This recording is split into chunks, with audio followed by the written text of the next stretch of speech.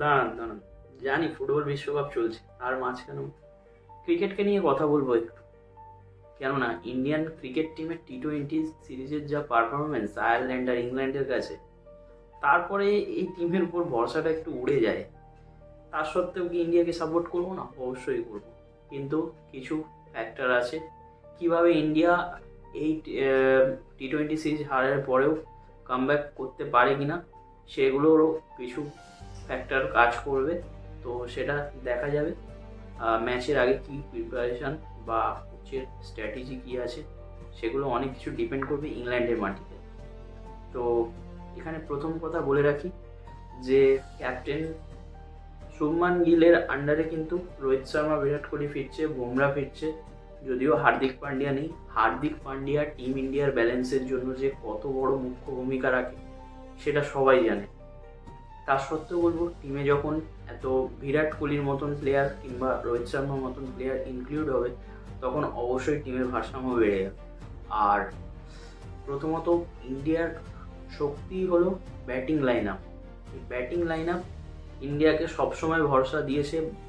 আর এই যে খেলাটা হবে এজবাস্টনে, তো এখানে 300+ রান হলে সাধারণত সেই টিম জেতে।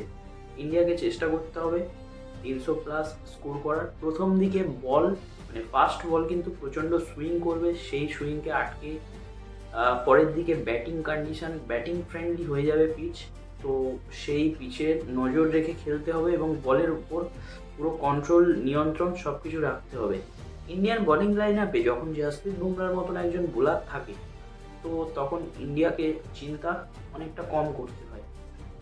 যদিও নতুন সংযুক্ত হয়েছে প্রিন্স যাদব, বোলিং খুবই ভালো করছে এই মুহূর্তে। তো কতদূর যাবে আমি জানি না, তবে ধারাবাহিকতা বজায় রাখতে হবে প্রিন্স যাদবকে।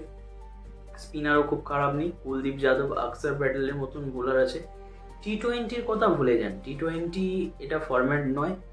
আর এটা 200তম ম্যাচ হতে চলেছে কিন্তু জস বাটলারে। ওদিকে জ্যাকব বেথেল ডেবিউ করতে চলেছে হয়তো, মেবি। সব মিলিয়ে আমার যদি পরিসংখ্যান বলেন, ইংল্যান্ডের মাটিতে কিন্তু ভারত খুব একটা খারাপ খেলে না।